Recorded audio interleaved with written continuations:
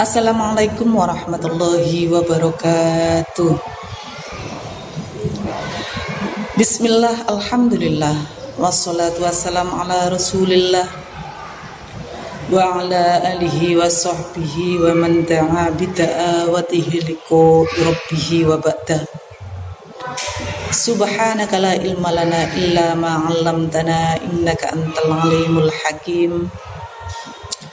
Rabbi shrah li sadri wa yassir li amri wahlul 'uqdatam min lisani yafqahu qawli. Amma ba'du. Anak-anakku kelas 1 sampai kelas 6 yang selalu Bu Guru banggakan, Yanda, Bunda, wali murid, serta pemirsa di rumah yang dirahmati oleh Allah. Puji syukur kehadirat Allah Subhanahu wa Ta'ala yang telah memberikan kesempatan dan kenikmatan kepada kita semua sehingga kita masih dapat dipertemukan dengan bulan yang penuh berkah ini, yaitu bulan suci Ramadan, dalam keadaan sehat walafiat. Sholawat dan salam semoga senantiasa tercurahkan kepada junjungan kita Nabi besar Muhammad sallallahu alaihi wasallam sebagai suri tauladan terbaik sepanjang masa yang dicintai oleh umatnya hingga dapat keluar dari zaman jahiliyah dan dapat menikmati iman dan Islam hingga saat ini. Anak-anakku yang berbahagia, pada kesempatan kali ini kita akan belajar bersama untuk membahas tentang keutamaan sahur dan barokahnya. Rasulullah Shallallahu Alaihi Wasallam bersabda dalam salah satu hadisnya yang berbunyi, "Tasahharu fa inna fis sahuri barokah," yang artinya hendaklah kalian melakukan sahur karena sesungguhnya di dalam sahur itu ada barokahnya. Hadis riwayat Bukhari dan Muslim. Di dalam hadis ini beliau Shallallahu Alaihi Wasallam menyebutkan satu di antara adab-adab berpuasa, di antara sunnah-sunnah puasa, yaitu melakukan sahur. Beliau mengatakan, tasahharu, hendaklah kalian melakukan sahur. Ini adalah sunnah Nabi. Beliau Shallallahu Alaihi Wasallam memerintahkan barang siapa yang melakukan sahur dengan niat melaksanakan hadis ini, karena di situ dikatakan tasahharu, maka dia akan mendapatkan pahala di dalam sahurnya. Hukum sahur sendiri adalah sunnah, bukan wajib. Hukumnya mustahab, dianjurkan bukan diwajibkan. Jadi, jika kita hendak berpuasa tapi tidak melakukan sahur, maka sah puasanya dan tidak menjadikan kita berdosa.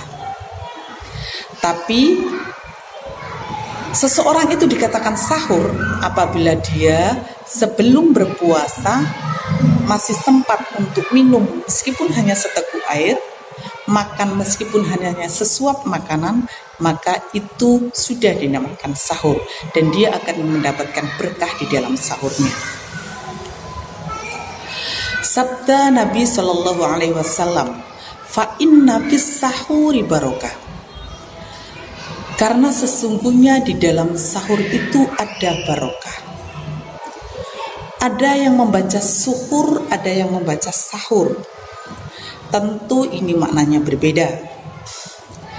Jika sahur, maka artinya makanan yang digunakan untuk sahur.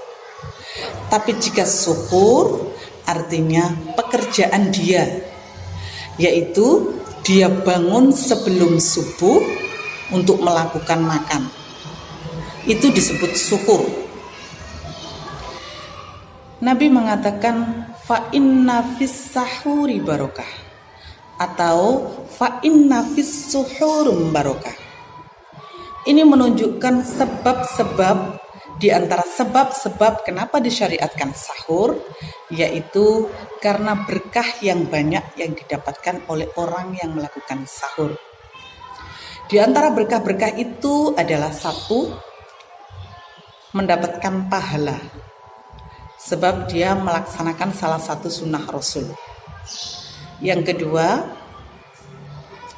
orang yang melakukan sahur, makan dan minum sebelum dia berpuasa, dia akan memiliki kekuatan dan semangat yang tidak dimiliki oleh orang yang tidak melakukan sahur. Yang ketiga, orang yang bangun sebelum subuh untuk melakukan sahur, dia akan bertemu dengan sepertiga malam yang terakhir, yang sama-sama kita ketahui bahwa waktu sepertiga malam yang terakhir ini adalah waktu yang mustajab. Yang keempat, orang yang bangun di waktu subuh, menjelang subuh, diharapkan dia dapat sholat subuh dengan berjamaah. Nah, anak-anak, setelah kita semua mengetahui dan memahami bagaimana keutamaan sahur dan barokah yang ada di dalamnya, diharapkan kalian semua tidak lagi malas untuk bangun ketika jam makan sahur, semangat dalam menjalankan ibadah puasa, dan dapat melaksanakan sunnah-sunnah Rasul dengan tidak meninggalkan kewajiban-kewajiban yang lain, yaitu setelah sahur tunggu waktu sholat subuh, dan akan lebih baik lagi jika kita melaksanakan sholat subuh dengan berjamaah. Demikian yang dapat Guru sampaikan dan semoga bermanfaat. Wabillahi taufiq wal hidayah waridho wal inayah.